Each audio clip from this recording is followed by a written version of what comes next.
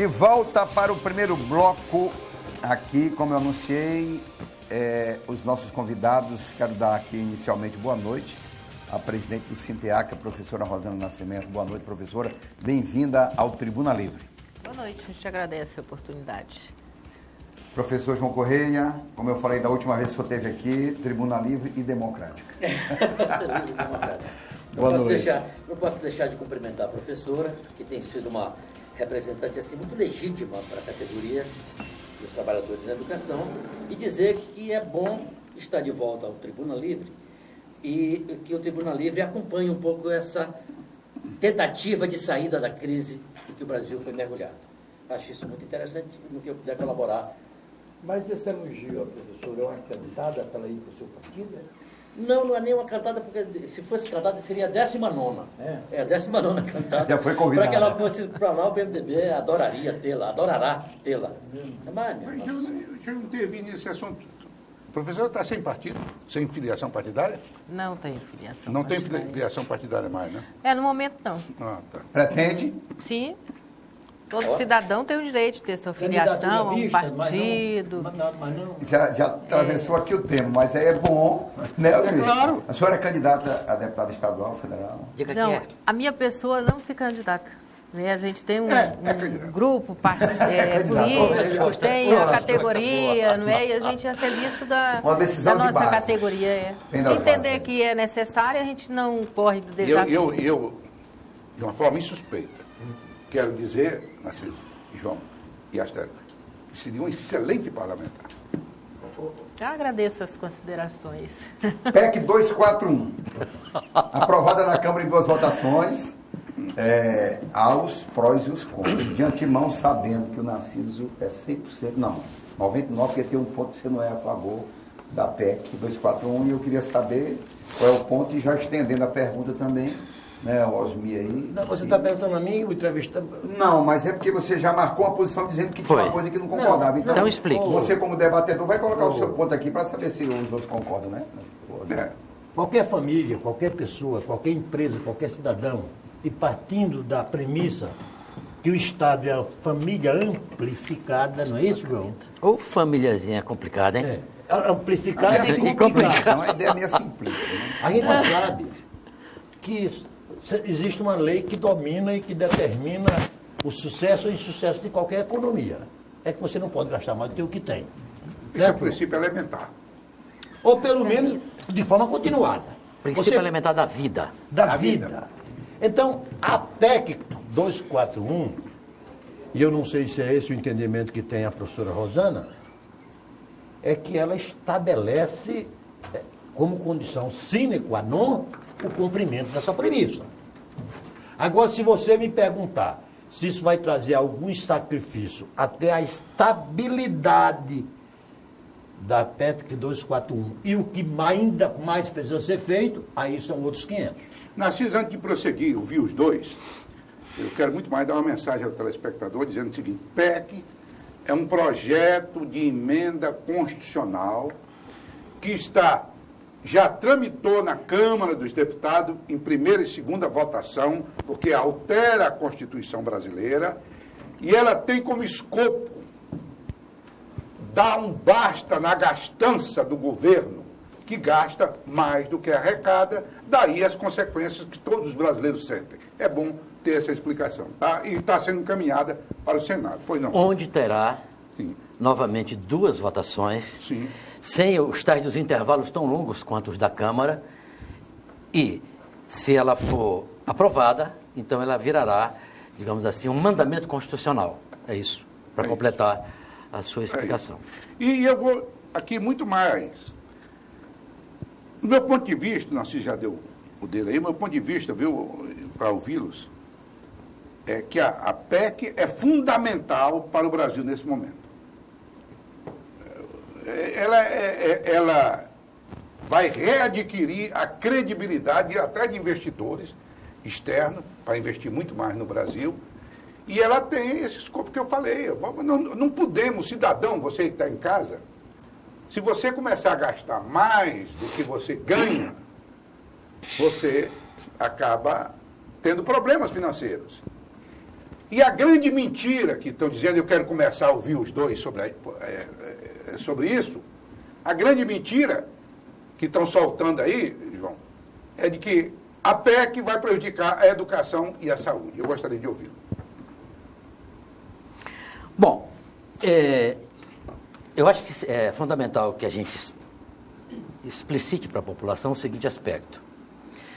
O Brasil, a economia do Brasil, está em recessão pelo terceiro ano seguido. O Brasil está vivendo a pior crise da sua história. O Brasil deixou de ser a sexta economia do mundo. Hoje é a oitava e, se não houver ações, passará a ser a nona, será ultrapassada pela Itália. O Brasil foi ultrapassado agora pela Índia. Mas isso também não tem grande importância. O que tem de importância é o seguinte, é que nós temos 12 milhões de brasileiros desempregados. E se nada for feito, nós chegaremos a 15, a 18, a 20, a 25 milhões. O Brasil pode se tornar uma nação inviável. Ou vocês acham que foi outra razão da saída da Dilma?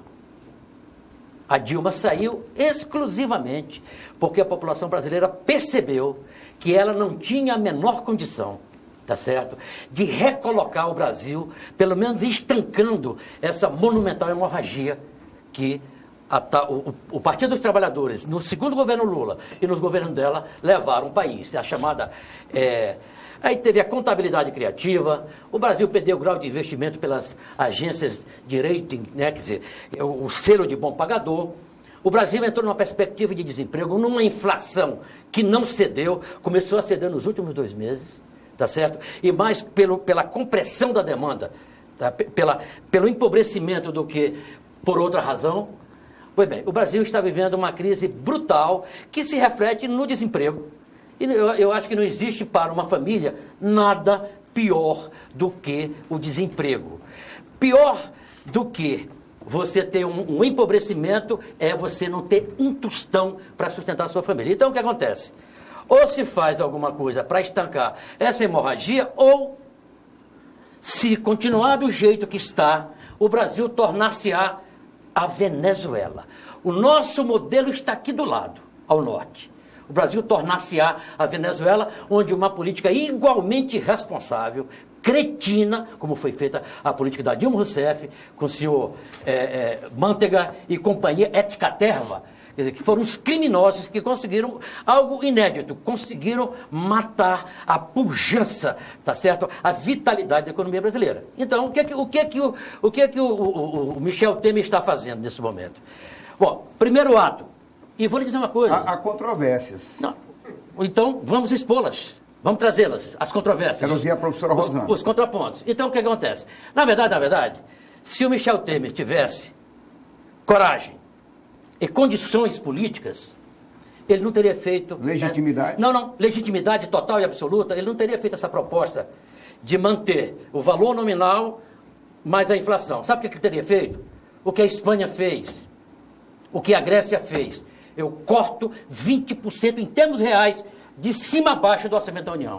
Era isto que ele tinha que ter feito, rapaz. Menos dolorosa do que a... Mas seria, porque se você não fizer isto, você não tem a menor chance de tirar o Brasil desse atoleiro que ele está. Muito menos dolorosa. Você não tem a menor condição. Então eu acho que essa tentativa de tentar, de fazer, mantém-se o orçamento no valor nominal, acrescido da perspectiva inflacionária medida durante este ano, eu acho que é uma leniência, uma enorme leniência. Por quê? Porque paliativo. Não é um paliativo, isso vai resolver, mas no médio e no longo prazo. Ô Narciso, vamos pegar aqui, vamos chegar para o caso. O ar que está quebrado, ferrado. Tem cabimento do governador Tião Viana e passear na Califórnia com 5, 10 secretários e tal. É torrar dinheiro onde a essência, onde o essencial não se coloca. Então o Brasil tem que fazer isso, chamar os poderes um a um, acabar com o esquema de diário, um monte de elementos para enxugar esse Estado, esse paquiderme imenso, tá certo, que está matando a economia brasileira, para que nós possamos ter uma pessoa perfeita. Só estou querendo dizer o seguinte, ou você faz isso, ou você tira os anéis, ou senão vão-se os dedos, as pernas, a cabeça e tudo. A situação para mim é essa. O deputado Diogo Correia é bem contundente no seu ponto de vista. Economia, meu irmão. Mas a economia é uma coisa que eu sou menos ignorante. Vai ter controvérsia. Professora Rosana. Mas eu achei interessante, ele fechou o debate dele concordando que esta PEC não é a solução para os problemas do Brasil. Cortar recursos de educação, de saúde, não é solução. O Narciso colocou que a família tem que cuidar dos filhos. Infelizmente, não estão cuidando dos filhos. Porque quem são os filhos dessa nação? É o povo. E o que é que essa PEC está tratando? Vai cortar investimentos, principalmente na saúde, educação, infraestrutura e assistência social. Quem é que precisa? Os filhos da nação, que é o povo, que são os trabalhadores. Mas como é que vai cortar? Se congela os recursos da educação e da saúde... Me diga uma coisa, por que tem que cortar dos trabalhadores e por que não corta de quem tem muito? Está aí, ó. Ele deu várias soluções. Por que não taxa as grandes fortunas? Por que não reduz os salários abusivos do Poder Judiciário, da Câmara, do Senado, da própria estrutura de governo? Sempre só trata de cortar lá na classe trabalhadora. Eu acho essa coisa muito... E ainda tem esses discursos muito ferrenhos de que a solução para o Brasil é nossos governantes ter compromisso com o povo. Por que o Brasil não volta à política? É professor de economia. Eu fiz meu mestrado lá no curso de economia. Qual é a solução para o Brasil? Não é o investimento nas políticas públicas para um crescimento e um desenvolvimento social? Este Brasil não faz isso. Por que não faz? O nosso país é um país riquíssimo. Vai congelar os recursos da educação e saúde, mas o Brasil vai continuar crescendo suas divisas. E quem é que vai ganhar essas divisas? É para frear a corrupção, é para frear os gastos. Quem garante que vão frear os gastos?